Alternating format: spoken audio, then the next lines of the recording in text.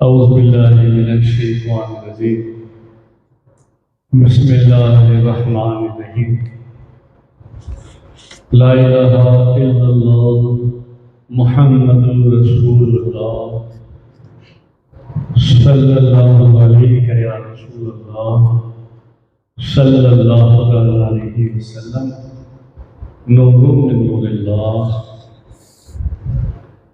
الصلاة والسلام عليك يا رسول الله وعلى آلك وأصحابك يا حبيب الله حبيب الله حبيب الله بسم الله الرحمن الرحيم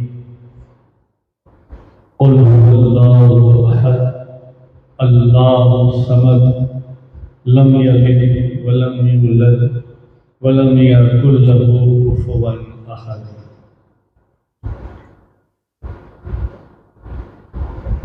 السلام علیکم ورحمۃ اللہ وبرکاتہ. کیسے ہیں آپ سب لوگ؟ خیریت سے ہیں؟ اللہ خیریت رکھے، کرم فرمائے، مشکلات حل فرمائے، دعائیں قبول ہو، اور اللہ پاک رمضان المبارک کی ہر رات، ہر دن، ہر گھڑی فیضان روزے سے، تراویح سے، تلاوت قرآن سے، شب لیلۃ القدر سے، اور ہر لمحہ اپنی قدرت سے، اپنی رحمت سے نبی پاک صلی اللہ علیہ وسلم کے صدقے تمام امت پر رحم فرمائے، کرم فرمائے، فضل فرمائے، اور ہر گھڑی، ہر دن، رات کی رحمت، نعمت والی، سعادت و بھری، کشف و نور والی عطا فرمائے.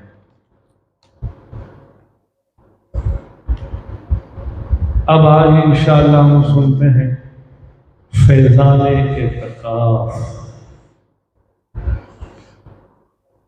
فرمان مصطفیٰ صلی اللہ علیہ وسلم ہے کہ جس نے مجھ پر صبح شام 10 مرتبہ درود پاک پڑھا، فرمان مصطفیٰ ہے، حدیث پاک ہے کہ جس نے مجھ پر 10 مرتبہ درود پاک صبح شام پڑھا تو اسے قیامت کے دن میری شفاعت ملے گی. یعنی صبح شام 10 مرتبہ درود پاک پڑھنے سے رسول اللہ صلی اللہ علیہ وسلم کی، یعنی ہمارے آقا کی شفاعت نصیب ہوگی. سبحان اللہ. رمضان المبارک کی برکتوں کا کیا کہنا، سبحان اللہ. ہر گھڑی رحمت بھری، ہر ساعت، ہر دن رحمت بھرا، ہر رات رحمت والی، اور اسی مہینے میں شب قدر بھی رحمت والی، دین بھی رحمت والا، اور پھر آخر 10 دن اعتکاف والے. سبحان اللہ.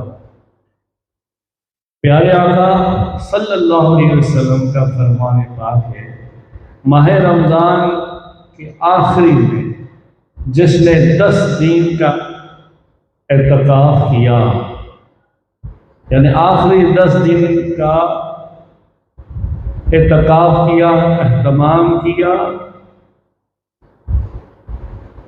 اگر نہ کر سکا تو نیت کی اگلے سال کرنے کی، تو اللہ پاک اس کو اعتکاف کا ثواب عطا فرمائے گا. رسول اللہ صلی اللہ علیہ وسلم کبھی کبھی رمضان شریف کا اعتکاف نہیں کر سکتے، کچھ وجہ کہیں جانے سے، تو سوال کے آخری دنوں میں بھی آخری عرصے میں بھی اعتکاف کیا کرتے تھے۔ جیسے ایک مرتبہ کہیں سفر میں گئے تھے تو سفر کی وجہ سے اعتکاف نہیں ہو سکا رمضان المبارک، تو آپ نے شوال کے آخری 10 دنوں میں اعتکاف فرمایا۔ اور اعتکاف پرانی عبادتوں میں سے عبادت ہے۔ پارہ اول سورہ بقرہ کی آیت نمبر 125 یعنی 125 میں اللہ پاک کا حکم ہے، ترجمہ کنز الایمان، اور ہاں ہم نے تاکید فرمائی ابراہیم و اسماعیل کو کہ میرا گھر خوب ستھرا کرو، پاک کرو، طواف والو اور اعتکاف والو اور رکوع اور سجود والوں کے لیے، یعنی پاکی، خوشبو، یہ سب اور قرآن پاک کا حکم، سبحان اللہ، یعنی مسجدوں کو صاف رکھنے کا حکم ہوا، اور اعتکاف اور رکوع سجدہ یعنی نماز پڑھنے والوں کے لیے اچھا انتظام جہاں تک ہو سکے وہاں تک کرو، یہ اللہ کا حکم ہے، سبحان اللہ۔ اعتکاف عبادت ہے، اور پچھلی امتوں کی نمازوں میں رکوع اور سجدے بھی ہوتے تھے۔ طواف و نماز و اعتکاف بڑی پرانی عبادت ہے جو زمانہ ابراہیم میں بھی شامل تھا۔ 10 دن کا اعتکاف رمضان المبارک کا۔ امہات المومنین عائشہ صدیقہ رضی اللہ تعالی عنہا سے روایت ہے، رسول اللہ صلی اللہ علیہ وسلم نے رمضان المبارک کے آخری 10 دنوں میں اعتکاف فرمایا، اور اعتکاف کیا کرتے تھے۔ جیسے ابھی ہم نے پیچھے سنا کہ کوئی وجہ سے اعتکاف نہیں کر سکتے تو شوال کے آخری دنوں میں اعتکاف کرتے تھے،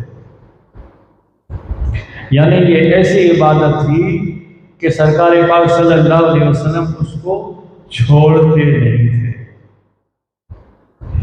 یہاں تک کہ آپ کی ازواج مطہرات بھی اعتکاف کرتی تھی۔ اس لیے رمضان المبارک کے آخری 10 دنوں کا اعتکاف کرنا سنت بھی ہے۔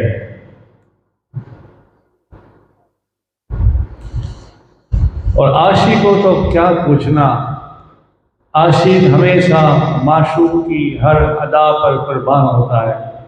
جیسے حضرت سیدنا عبداللہ ابن عمر رضی اللہ تعالیٰ عنہ بہت ہی زیادہ سنت کے پابند تھے، بہت ہی زیادہ۔ ایک مقام پر آپ اپنی اونٹنی کو گھمایا، اور گھمانے کے بعد پھر مدینہ منورہ کی طرف چلے۔ جیسے مدینہ طرف آئے، مدینہ پاک سے نکلے، مدینہ کے باہر ایک جگہ پر آپ نے اپنی اونٹنی کو گھمایا اور پھر واپس مدینہ کی طرف چل دیے۔ تو خادم نے پوچھا کہ یا سیدی عبداللہ، یہ آپ نے کیا کیا؟ کچھ سمجھ میں نہیں آیا۔ تو حضرت عبداللہ ابن عمر رضی اللہ تعالیٰ عنہ فرماتے ہیں، ایسا ایک بار میرے نبی نے کیا تھا تو میں نے بھی کیا۔ سبحان اللہ۔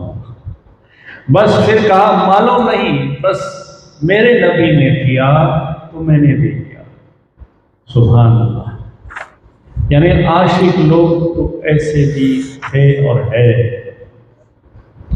وہ ہر ادا پر اپنی جان قربان کرتے ہیں اور سنتوں کے پابند بھی رہتے ہیں اور اللہ کا فرض بھی ادا کرتے ہیں۔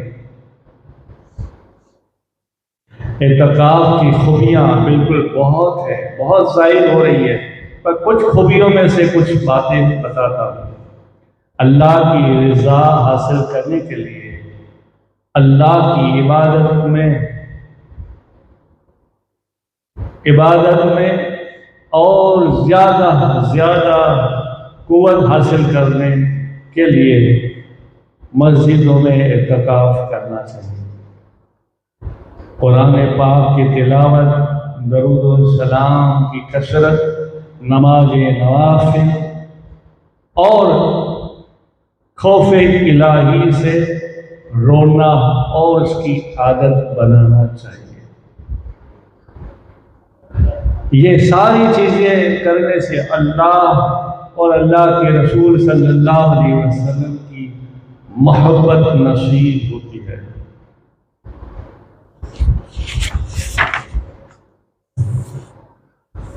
ایک دن کا اعتکاف کیا ہے؟ پھر اگر آدمی 10 دن کا اعتکاف کرے تو سبحان اللہ۔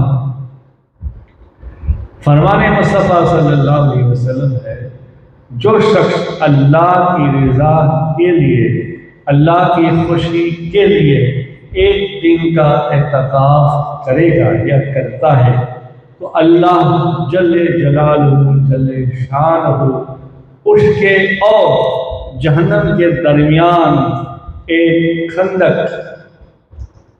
ایسے 3 خندق کے حائل کر دیتا ہے، خندق کھود دیتا ہے، یعنی اس سے دوری کر دیتا ہے، اور ہر خندق کی مسافت یعنی دوری مشرق سے مغرب کے فاصلے تک ہوتی ہے۔ سبحان اللہ۔ اور ایک روایت جو آپ نے پڑھی ہوگی روزوں کے فضائل میں، کہ روزدار کے روزے کے فضائل میں سے روزہ ایسی چیز ہے کہ اللہ کی رضا کے لیے، خدا کی رضا کے لیے کوئی رکھتا ہے تو اللہ روزدار سے جہنم کو دور کر دیتا ہے اور اس کی مسافت 500 سال سے بھی زیادہ ہوتی ہے۔ وہاں روزے کے فضائل میں یہ بتایا، اور یہاں اعتکاف کے فضائل میں 3 خندق اور اس کی ایک دوری مشرق سے لے کر مغرب، ایک دوری ایسی بتائی جاتی ہے، اور پچھلے سارے گناہ اس کے بخش دیے جاتے ہیں۔ یہ بھی حدیث ام المومنین حضرت سیدہ عائشہ صدیقہ رضی اللہ تعالیٰ عنہا سے ہے۔ سرکار پاک صلی اللہ علیہ وسلم نے فرمایا، جس نے ایمان کے ساتھ اور ثواب حاصل کرنے کی نیت سے، اللہ کی رضا حاصل کرنے کی نیت سے جس نے اعتکاف کیا، اس کے پچھلے گناہ بخش دیے جاتے ہیں۔ اور پھر اعتکاف میں توبہ بھی کرے، نماز بھی پڑھے، قرآن بھی، درود بھی، رونا دھونا بھی، تو میرے آقا کریم صلی اللہ علیہ وسلم فرماتے ہیں کہ پھر وہ ایسا ہو جاتا ہے جیسے آج اپنی ماں کے پیٹ سے پیدا ہوا ہے۔ مگر توبہ کرنا شرط ہے کبیرہ گناہ کے لیے۔ اللہ میری توبہ، میرے گناہ بخش دے۔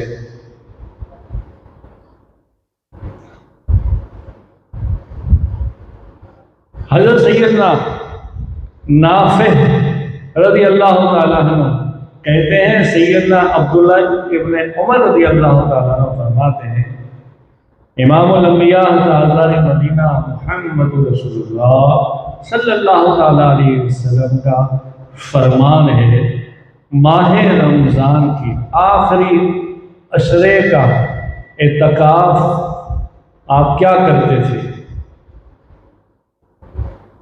اور آپ فرماتے ہیں، مجھے وہ جگہ بھی دکھائی جہاں سرکار پاک صلی اللہ علیہ وسلم اعتکاف کیا کرتے تھے۔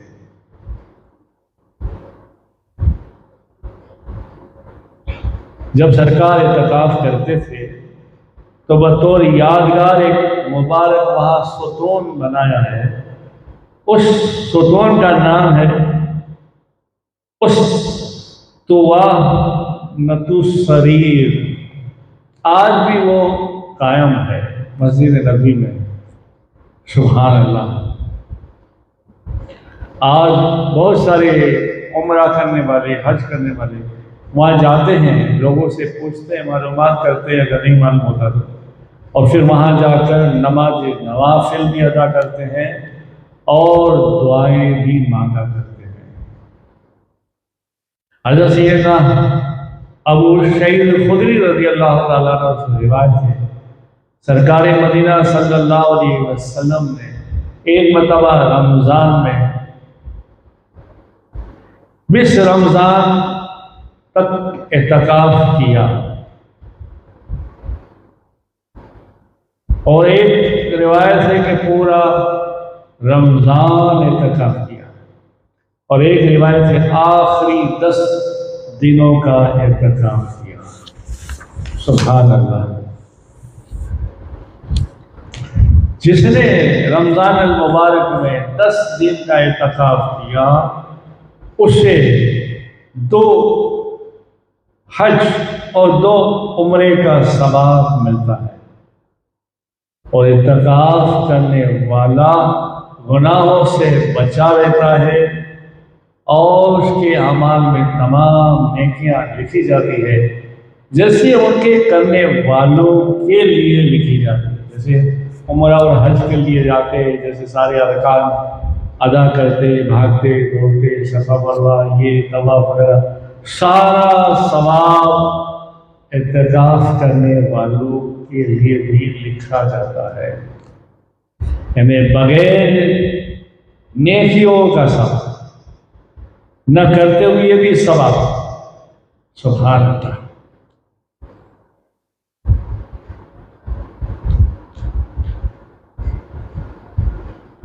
روزانہ حج کا ثواب۔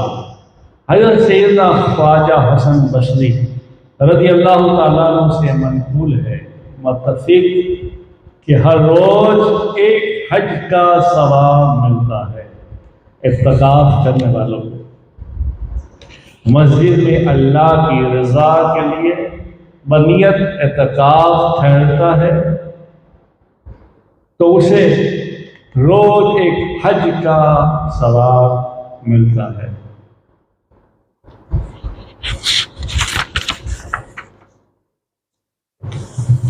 اعتکاف کی لفظی معنی ہے ایک جگہ جمع رہنا، مطلب اللہ رب العزت کی بارگاہ عظمت میں اس کی عبادت پر کمر بستہ ہو کر ایک جگہ پر جمع رہنا، بیٹھ جانا، جیسے کہ کسی دھون میں کہ نہیں بس اب تو میں لے کر ہی جاؤں گا، میرا کام کروا کے ہی جاؤں گا، بس اس سے بھی زیادہ جو اعتکاف میں بیٹھتا ہے، جیسے نہیں بس اب میں اللہ کو منا کے جاؤں گا، اللہ کی رضا حاصل کروں گا، رسول اللہ صلی اللہ علیہ وسلم کی رضا حاصل کروں گا، میرے گناہوں کی توبہ کروں گا، یہ ساری چیزیں اعتکاف کرنے والوں کے لیے ہے۔ جیسے اب تو بس لینا ہی ہے۔ حضرت سیدنا عطا خراسانی رحمۃ اللہ علیہ فرماتے ہیں، اس کی مثال ایسی ہے جیسے اللہ تعالیٰ کے دربار میں آ پڑا ہوں، اب یہ کہہ رہا ہے کہ اب تو جب تک میری مغفرت نہیں فرمائے گا میں یہاں سے نہیں ہٹوں گا۔ سبحان اللہ۔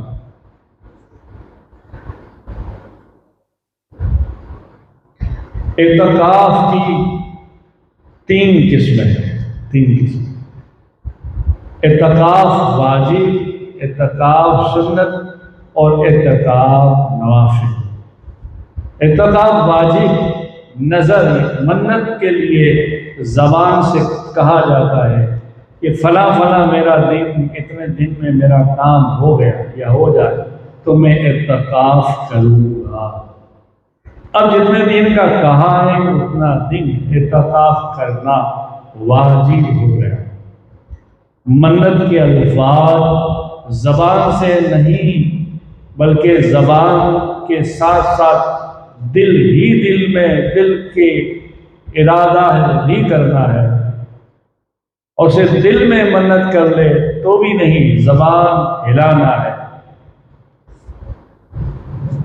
منت کا اعتکاف مرد مسجد میں کرے اور عورتیں مسجد بیت، یعنی عورتیں جس گھر میں جو نماز کے لیے جگہ مقرر کی ہوتی ہے وہاں بیٹھ کر کہے، اس سے مسجد بیت کہتے ہیں۔ اعتکاف سنت، رمضان المبارک کے آخری عرصے کا اعتکاف سنت موقعہ الکفایہ ہے۔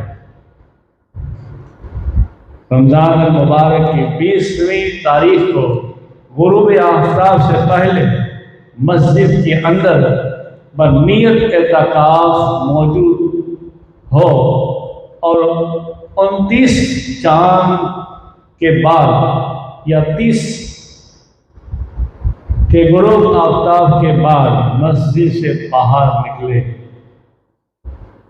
اگر 20 رمضان المبارک کو مغرب کے بعد مسجد میں داخل ہوئے تو اعتکاف کی سنت موقعہ ادا نہیں ہوئی۔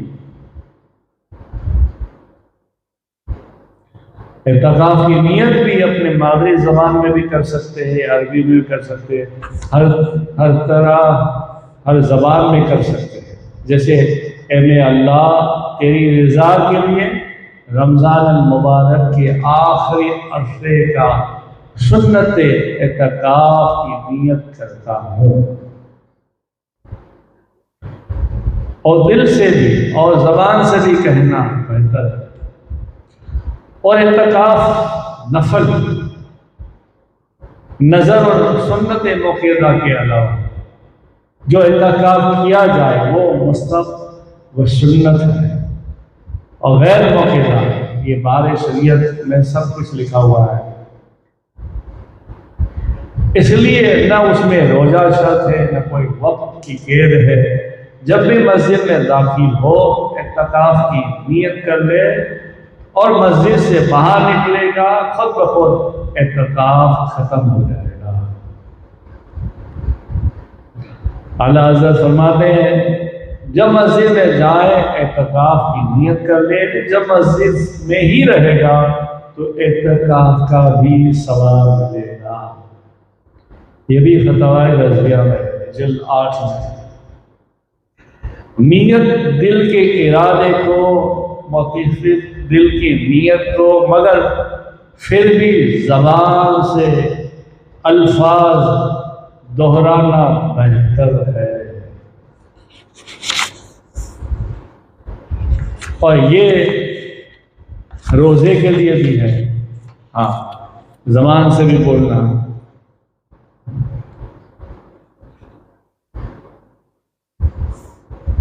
مسجد نبوی میں ایک قدیم مشہور دروازہ باب الرحمہ میں داخل ہوتے ہی سامنے ایک ستون ہے، ستون مبارک۔ دہانی کے قدیم زمانے میں وہاں لکھا ہوا ہے نویت سنت الاعتکاف۔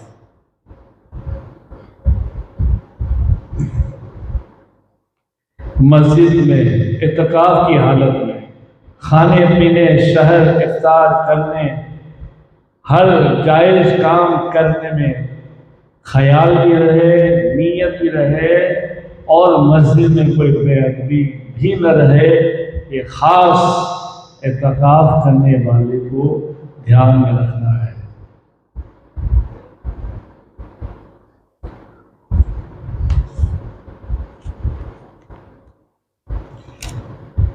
اور اعتکاف کے لیے یہ بھی اگر کیا جائے تو کوئی مشکلات زیادہ پیدا نہیں ہوتی، وسوسے نہیں آتے، دل لگتا ہے اور ناپاکی ہونے کا، احترام ہونے کا ڈر نہیں رہتا۔ جیسے کیا آخری 10 دن سنت اعتکاف کرنا ہے تو کم کھانا، کم بولنا اور کم سونا اگر کر دے تو الحمدللہ کوئی تکلیف نہیں آ سکتی۔ پھر روزانہ 5 نماز پہلی صف میں ادا کرنا، تکبیر اولیٰ کے ساتھ ادا کرنا، اپنی ضرورت اذان سے پہلے پوری کرنا اور اذان کا جواب بھی دینا، تہجد بھی پڑھنا، اشراق بھی پڑھنا، چاشت بھی پڑھنا، عوامین بھی پڑھنا، کیونکہ تم گئے ہو صرف اللہ کی رضا کے لیے، اللہ کو، اللہ کے محبوب صلی اللہ علیہ وسلم کو منانے کے لیے، راضی کرنے کے لیے، تو بس اسی میں دل لگانا چاہیے اور اللہ کی یاد میں رونا بھی چاہیے۔ قرآن پڑھنا، درود و سلام پڑھنا، صلاۃ و تسبیح کا اگر موقع ملے تو پڑھنا، ورنہ چپ رہنا، خاموشی کا بھی ثواب ہے۔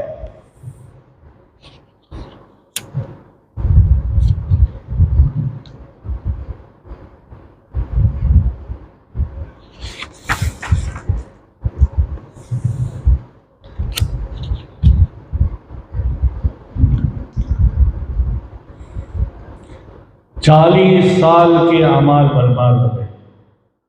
امام احمد رضا لکھتے ہیں کہ جو دنیا کی باتیں مسجد میں کرتے ہیں، یعنی مسجد میں دنیا کی باتیں کرتے ہیں یا کرے، اللہ اس کے 40 برس کے نیک اعمال برباد فرما دے۔ یہ فتح رضویہ میں ہے۔ سید علامہ علی قاری رحمۃ اللہ علیہ فرماتے ہیں، شیخ ابن حمام رضی اللہ تعالیٰ عنہ سے نقل سے، جس نے نہ ثواب نہ گناہ کیا، ایسی بات کرنا جو ثواب بھی نہ ہو، گناہ بھی نہ ہو، مغرور ہو، ایسی بات بھی اگر کرتا ہے تو وہ بات نیکیوں کو کھا جاتی ہے۔ اس لیے یعنی زور دیا گیا اس بات پہ کہ مسجد میں باتیں کرنا نہیں ہے۔ حضرت سیدنا انس بن مالک رضی اللہ تعالیٰ عنہ سے روایت ہے، سرکار مدینہ صلی اللہ علیہ وسلم نے ارشاد فرمایا، مسجد میں ہنسنا قبر میں اندھیرا لاتا ہے۔ نہیں، لوگ مسجد میں باتیں بھی کرتے ہیں، ہنستے بھی رہتے ہیں۔ یہاں بڑے بڑے لوگوں کو دیکھا ہے، وہ اپنے آپ کو بڑے بڑے لوگ، جیسے ہم بڑے بڑے لوگ ہیں یوں کہتے ہیں، ان میں متولی بھی آ گئے، بڑے بابا لوگ بھی آ گئے، مولانا لوگ بھی آ گئے، شاید میں ہوں، میں بھی آ گیا۔ نہیں، مسجد میں ہنسنا، دنیا داری کی باتیں کرنا گناہ ہے، گناہ۔ اور سرکار کی حدیث ہے، مسجد میں ہنسنا قبر میں اندھیرا لاتا ہے۔ اس لیے اللہ کی رضا کے لیے کام کرتے ہو تو کرو، اور خیال رکھو کہ کہیں ایسا نہ ہو جائے جس سے اللہ کی رسول کی رضا کے لیے گئے اور آئے مسجد سے باہر نکلے تو گناہ ہی گناہ ہو۔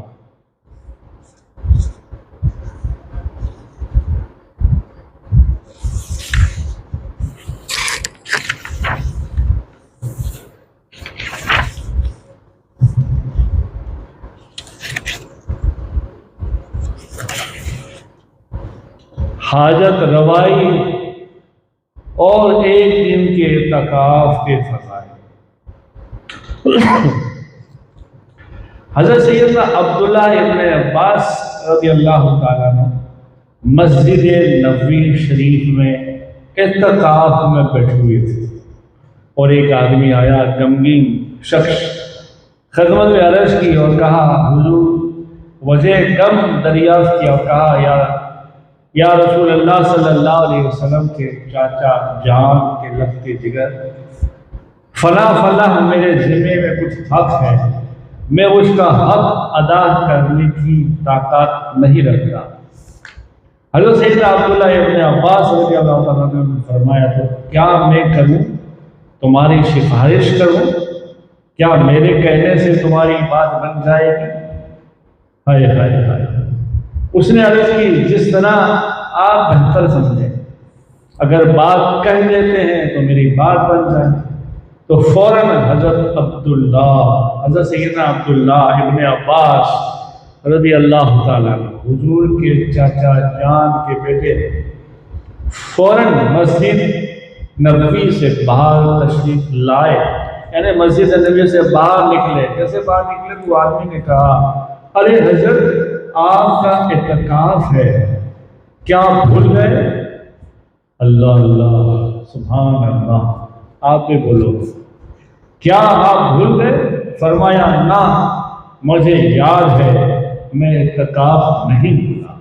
پھر مدنی تاجدار امام الانبیاء صلی اللہ علیہ وسلم کی مزار پر انوار کی طرف اشارہ کیا اور کہا اس مزار شریف میں آرام فرمانے والے محبوب خدا صلی اللہ علیہ وسلم سے خود میں نے ان کانوں سے سنا ہے، فرمان مصطفیٰ ہے، جو اپنے کسی دینی بھائی کی حاجت روائی کے لیے، سبحان اللہ، جو اپنے کسی دینی بھائی کی حاجت روائی کے لیے چلے اور اس کو پورا کر دے تو 10 سال کے اعتکاف سے زیادہ افضل ہے۔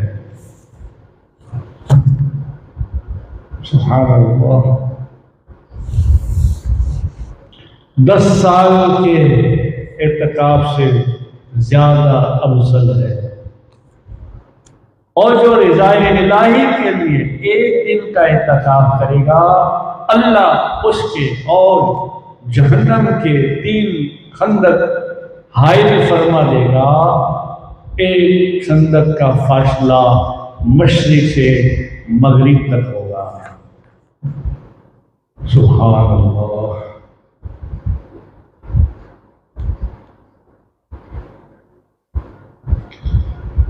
سبحان اللہ، یعنی اپنے دینی بھائی کو خوش کرنے کا ایسا اجر ہے۔ بیمار ہو، خبر گری کرو، پریشان ہے، مشکل میں ہے، اس کے لیے مدد کرو، آسانی پیدا کرو، تکلیف میں ہے، تکلیف میں ہمت دو، ہو سکے تو مدد کرو۔ یہ سب کچھ اعتکاف سے زیادہ افضل ہے، وہ بھی 10 سال کے اعتکاف سے افضل ہے۔ سبحان اللہ،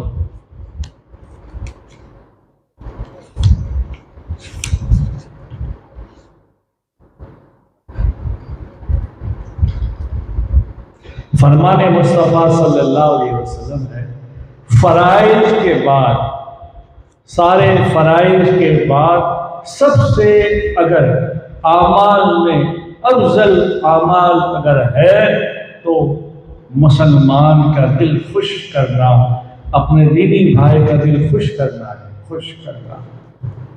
جیسے کچھ لوگ خدمت خلق کرتے ہیں، وہ بھی اس میں آ گئے کہ آنے والا پریشان حال ہے، کوئی مفتی صاحب کے پاس، مولوی صاحب کے پاس یا پیر صاحب کے پاس آتا ہے، اور کوئی جانکار اگر آدمی ہے اس کے پاس آتا ہے، تکلیف برداشت نہیں ہوتی، مشکل میں ہے، فریاد کرتا ہے، کچھ اس کو اللہ رسول کا نام تعویذ وغیرہ لکھ دیا اللہ کی رضا کے لیے، ہاں اللہ کی رضا کے لیے، تو وہ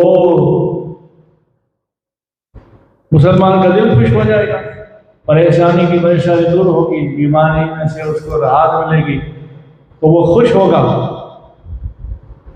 تو فرماتے ہیں سرکار پاک صلی اللہ علیہ وسلم کی یہ ساری عبادتوں سے افضل عبادت فرضوں کے بعد خدمت خلق کرنا ہے، کسی مسلمان بھائی بلکہ کوئی بھی انسان کی خدمت کرنا افضل ثواب ہے۔ پھر اگر کوئی اس میں مسلمان بھائی ہو تو اور دگنا ثواب ہے۔ اگر ہم سب ایک دوسرے کے غم خواری اور غم گساری میں یعنی غم بانٹنے والے ہو جائیں تو دنیا کا نقشہ ہی بدل جائے، سبحان اللہ ہو جائے، نفرتیں مٹ جائے، پیار محبت ہی محبت ہو جائے۔ مگر کون کس کو سمجھائے؟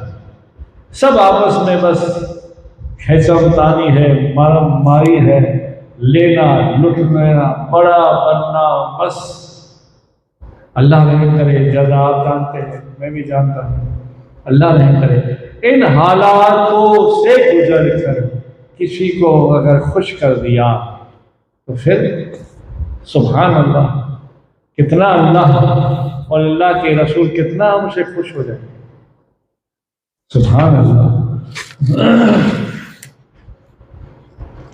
اعتکاف میں جائز کاموں کی اجازت ہے۔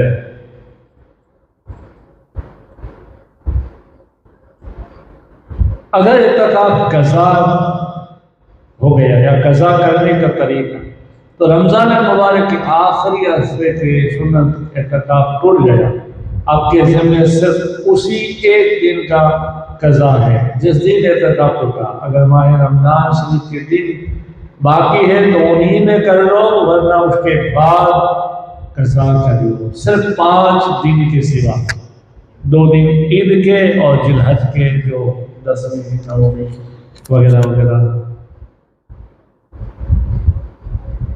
جو حرام ہے اس میں روزہ رکھنا۔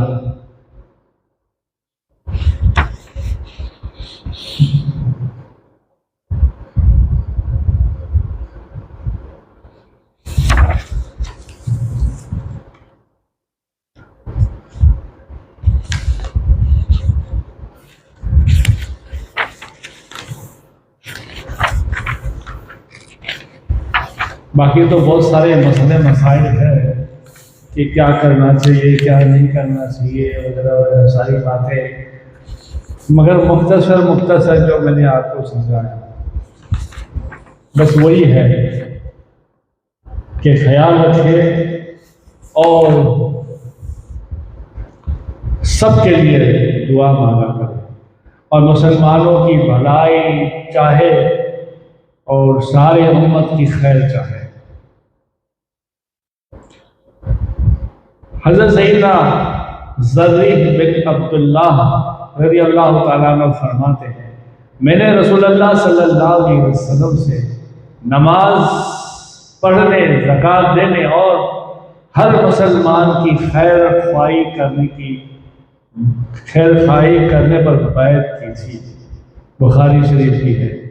اعلیٰ حضرت فرماتے ہیں ہر فرد اسلام کی خیر خواہی یعنی بھلائی چاہنا ہر مسلمان پر فرض ہے، فتویٰ رضویہ میں بھی ہے، یعنی مسلمان کی خیر خواہی ہم سے، ہماری باتوں سے، ہمارے ہاتھوں سے، ہماری زبان سے کسی مسلمان کو تکلیف نہ پہنچے، یہ بھی بہت بڑی خیر خواہی ہے۔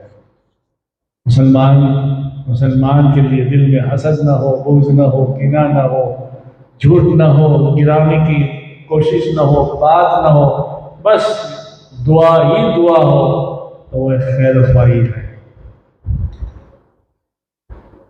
اسلامی بہنوں کو یعنی ماں بیٹیاں بہنوں کو اعتکاف کرنے کے لیے امہات المومنین سیدہ ماں عائشہ صدیقہ رضی اللہ تعالیٰ عنہ فرماتی ہیں، رسول اللہ صلی اللہ علیہ وسلم کے زمانے میں ہم بھی اعتکاف کیا کرتی تھی، یعنی اسلامی ماں بہنوں کو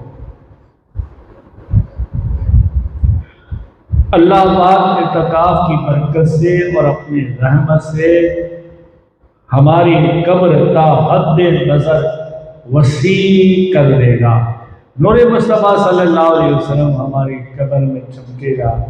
اس لیے اسلامی بہنوں کو، بیٹیوں کو ماؤں کو چاہیے کہ وہ اعتکاف بیت مسجد بیت یعنی گھر میں کیا کرے، جہاں وہ خود ایک جگہ نماز پڑھتی ہو وہیں بیٹھ کر اعتکاف کیا کرے۔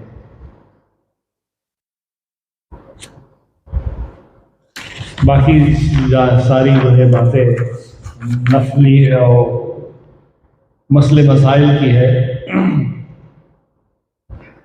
اور سارے آپ جانتے ہیں اعتکاف میں پاکیزگی ضروری ہے، حیض نفاس سے بھی پاک ہونا چاہیے، اور دیکھنا چاہیے آگے 10 دن میں اگر اعتکاف رکھوں گی تو آگے کیا ہوگا، مشکل تو نہیں آئے گی کیا۔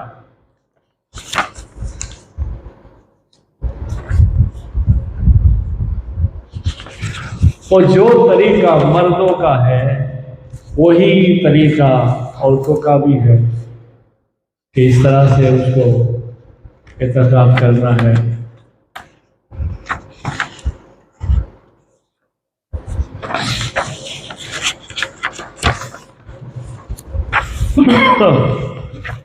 درود پاک پڑھیں، اللہم صلی علی سیدنا محمد نور انوار مسجد الاسرار مسجد الابرار صلی اللہ علیہ یا رسول اللہ صلی اللہ تعالی علیہ وسلم نور من نور اللہ۔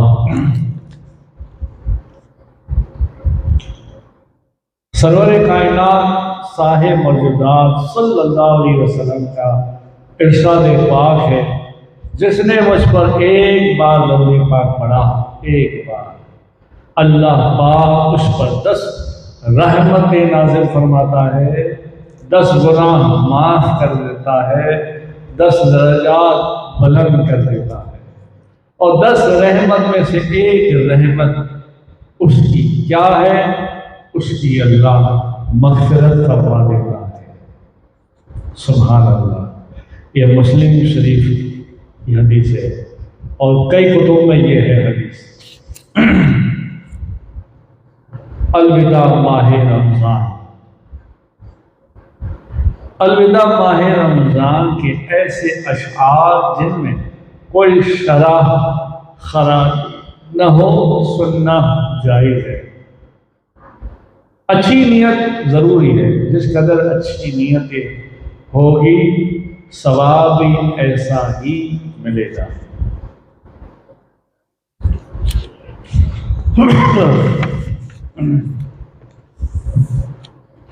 رمضان المبارک کی آخری گھڑی تک بارگاہ الہی میں اپنی مغفرت، اپنے بچوں کی مغفرت، گھر والوں کی مغفرت، ماں باپ کی مغفرت، پڑوس کی مغفرت، رشتہ داروں کی مغفرت مانگے، سب کی طرف سے توبہ بھی کرے، دعا بھی مانگے، ہر مقصد جائز کے لیے۔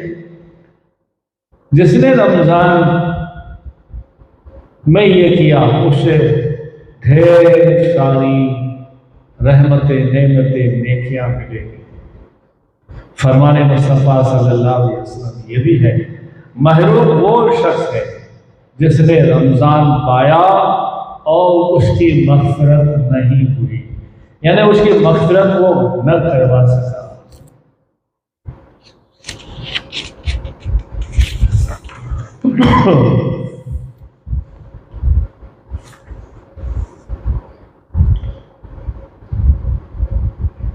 اور رمضان شریف کی عظمتوں سے کون واقف نہیں ہے؟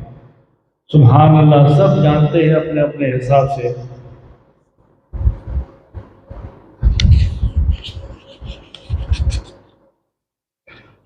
آخری عرصے میں، الوداع میں دل کو غمگین کرنا، رحمتیں نعمتیں یاد کرنا، سوچنا کہ اب پتہ نہیں کب رمضان نصیب ہوگا، کب عبادتیں ہوگی، تلاوتیں ہوگی، تراویح ہوگی، قرآن ہوگا، درود و سلام ہوگا، یہ سوچنا، غم کرنا، آنکھوں سے آنسو جاری ہونا، وہ بھی عبادت میں ہے۔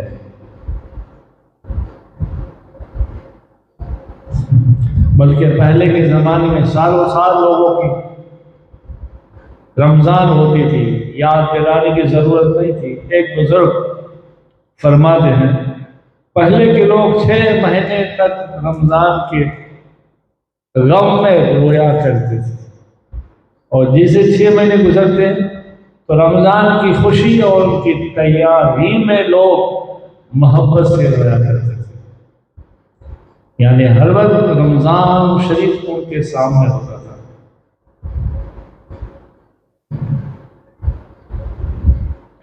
تقریباً 625 سال پہلے ایک قاہرہ مصر کے صوفی بزرگ شیخ شعیب حریف فش رحمت اللہ علیہ 810 ہجری میں فرمایا تم ماہ رمضان کی جدائی میں غمگین ہو جاؤ، کیونکہ یہ ایسا موسم، ایسا مہینہ رحمت و برکت والا ہے کہ اس میں اللہ تمہاری دعائیں قبول فرماتا ہے۔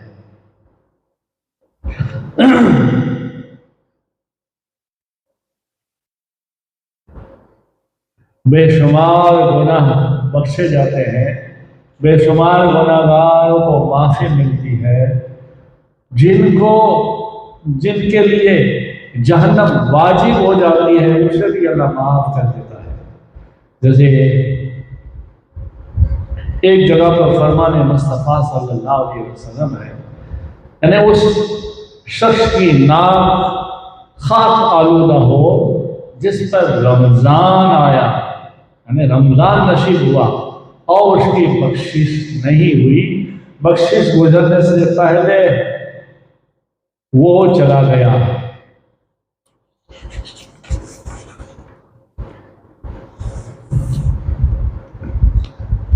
سیدنا شعیب حریفی فرماتے ہیں ماہ رمضان کے روزوں اور راتوں میں قیام کرو، خوب اللہ کی بارگاہ میں گڑگڑاؤ، پتہ نہیں پھر وہ رحمت والا مہینہ تمہیں ملے یا نہ ملے۔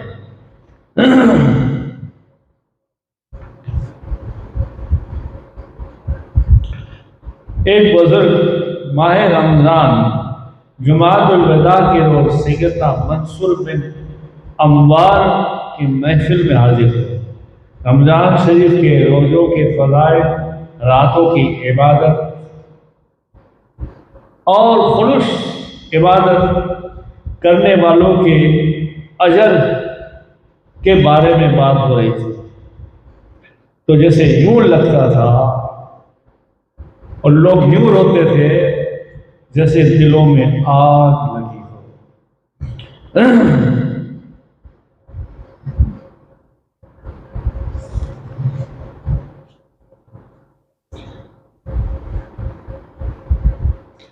اور پھر جب یہ بات آئی تو لوگوں کی چیخیں نکل گئی اور لوگ خوب رونے لگے۔ کیا اس بابرکت ماہ میں اللہ تجلی نہیں فرماتا؟ کیا اس ماہ مبارک میں ہر رات وقت افطار 10 لاکھ گناہگاروں جو جہنم سے آزاد نہیں کیے جاتے، کیا 10 لاکھ لوگوں کی مغفرت نہیں ہوتی؟ کیا تمہیں ثواب عظیم تک نہیں پہنچایا جاتا؟ کیا نعمتیں تمہیں نہیں دی جاتی؟ کیا جنت تمہارے لیے نہیں سجائی جاتی؟ کیا حوروں کے انعام سے تم مالا مال نہیں ہوتے؟ یہ ساری باتیں کرتے ہوئے جب مجمع نے سنا تو خوب لوگ چیخیں مار کے ہو لگے۔ پارہ 28 اللہ فرماتا ہے کیا یہ جادو ہے؟ تمہیں سوچتا نہیں یہ میری رحمت ہے جو ایک دوسرے روتے ہیں، سب خدا غفار کے دربار میں حاضر ہو کر توبہ و استغفار کرتے ہیں، بلند آواز سے گریہ زاری رونے دھونے میں رکھتا ہے۔ اور اس میں ایک جوان روتے روتے کھڑا ہو گیا، عرض کرنے لگا یا سیدی میرے روزے مقبول ہیں؟ کیا میرا رمضان کی راتوں کو قیام کرنا، راتوں میں عبادت کرنا مقبولیت ہے؟ عبادت گزاروں کے ساتھ لکھا جائے گا؟ حالانکہ مجھ سے بہت سارے گناہ ہوئے ہیں، میں نے تو اپنی تمام عمر نافرمانیوں میں برباد کر دی ہے۔ اب میں عذاب کے دن غافل رہا، اب میرا کیا ہوگا؟ تو آپ نے فرمایا، اے لڑکے، اللہ کی بارگاہ میں توبہ کرو۔ کیوں؟ اللہ کریم قرآن پاک میں ارشاد فرماتا ہے، اور بے شک میں بہت بخشنے والا، میں بہت بخشنے والا ہوں اس سے جس نے توبہ کی۔ اور آگے فرمایا، اور وہی ہے جو اپنے بندوں کی توبہ قبول فرماتا ہے اور گناہوں سے درگزر فرماتا ہے۔ سبحان اللہ۔ اس نوجوان نے یہ سن کر ایک زوردار چیخ ماری اور کہا، میری خوش نصیبی کہ اللہ کا احسان مجھ تک پہنچ سکا، اللہ کا احسان مجھ تک پہنچ رہا ہے، لیکن میں نافرمانیوں میں ہوں۔ یہ چیختا روتا گڑ گڑا کر ایک چیخ ایسی ماری کہ اس کی جان جدا ہو گئی۔ آپ نے فرمایا، ہے لوگوں یہ کیوں رویا؟ اللہ کے خوف سے، رمضان کی جدائی سے رویا؟ اللہ نے اس کے سارے گناہ بخش دیے، اللہ نے اسے جہنم سے آزاد کر دیا۔ سبحان اللہ۔ اب روح الفائق کا حوالہ ہے۔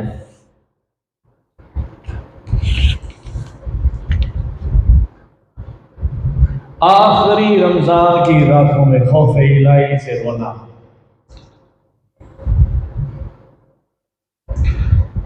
آخری ماہ رمضان کی عبادت اور ریاضت میں گزارنے والی آخری ایک کنیز کا رونا، ایک نیک بندی جو اللہ والی تھی۔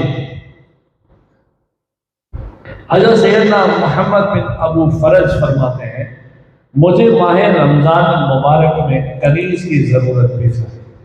ہمیں کھانا تیار کر دے۔ بازار سے کنیز کو میں نے خریدا، دیکھا اس کا چہرہ زرد پیڑا پڑ گیا تھا، پیلا ہو گیا تھا، بدن کمزور اور جلد شکین یعنی خشک ہو گئی تھی۔ اس پر مجھے ترس آیا، میں نے کہا اسے ہی خرید لیتے ہیں، ہمارے یہاں کھائے گی پیے گی ذرا اچھی ہو جائے گی۔ میں نے اسے خرید لیا اور کہا آؤ چلو گھر، اور کہا یہ برتن پکڑو اور رمضان المبارک کی ضروری اشیاء یعنی ضروری چیزیں خرید کر آتے ہیں، میرے ساتھ بازار چلو۔ سبحان اللہ۔ وہ کہنے لگے، میرے آقا میں تو ایسے لوگوں کے پاس تھی، میں تو ایسے لوگوں کے پاس تھی کہ جن کا پورا زمانہ رمضان ہوا کرتا تھا، یعنی وہ لوگ رمضان المبارک کے فرض روزوں کے علاوہ نفل روزے بھی کثرت سے زیادہ رکھا کرتے تھے اور رات کی عبادت میں مشغول رہا کرتے تھے۔ یہ بات سن کر میں نے اندازہ لگایا شاید یہ اللہ والی نیک بندی ہے۔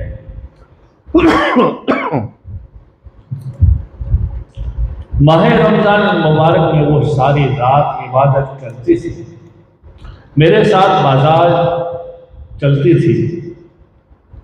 جب رمضان میں نے پھر بازار اس کو لیا اور کہا آؤ کچھ چیزیں خریدیں گے خاص لوگوں کے لیے،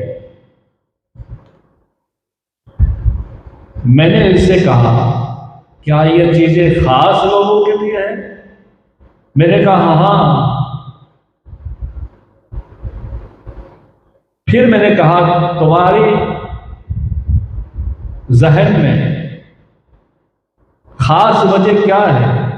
اس نے فرمایا خاص چیزیں اور وجہ یہ ہے مخلوق سے کنارہ کرنا، عبادت کے لیے فارغ ہونا، نوافل کے ذریعے اللہ کا قرب حاصل کرنا۔ سبحان اللہ۔ آپ نے فرمایا میری مراد کھانے کی ضروریات اشیاء تھی۔ خیر، پھر اس نے کہا میں نے تو دلوں کی غذا کی بات کی ہے، کھانوں کی غذا کی نہیں۔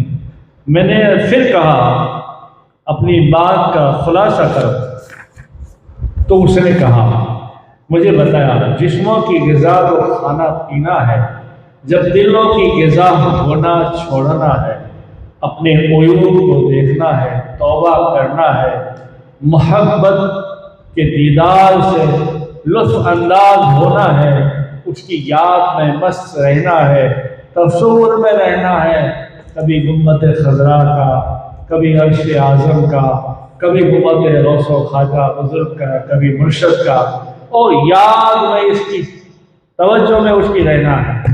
سبحان اللہ۔ میں نے کہا یہ تو بہت پہنچی ہوئی اللہ کی بندی ہے۔ پھر مجھ سے اس نے کہا میرے آقا آج دل چاہتا ہے اللہ کی بارگاہ میں ذرا جلد پہنچو۔ رات کو ساری چیزوں سے فارغ ہو کر وہ عبادت کرتی میں دیکھتا دروازے سے، مگر آج اس نے جلدی مجھ سے اجازت طلب کی۔ میں نے کہا ٹھیک ہے۔ پھر وہ نماز پڑھنے لگے اور نماز میں اللہ کی یاد میں مست ہو گئی۔ سورہ فاتحہ کے بعد اس نے سورۃ البقرہ پڑھنا شروع کیا۔ سورہ بقرہ پوری پڑھی، پھر سورہ آل عمران شروع کی، سورہ آل عمران بھی پوری کی، پھر ایک رکعت ختم کی، دوسری سورت کرتی، پھر سورہ ابراہیم پڑھی، یہاں تک کہ سورہ ابراہیم کی آیت نمبر 17 تک پہنچی، جسے ترجمہ کنز الایمان کا بمشکل اس کا تھوڑا تھوڑا گھونٹ لے گا اور گلے سے نیچے اتارنے کی امید ہوگی، اور اسے ہر طرف سے موت آئے گی اور وہ مرے گا نہیں، اور اس کے پیچھے گاڑا عذاب ہے۔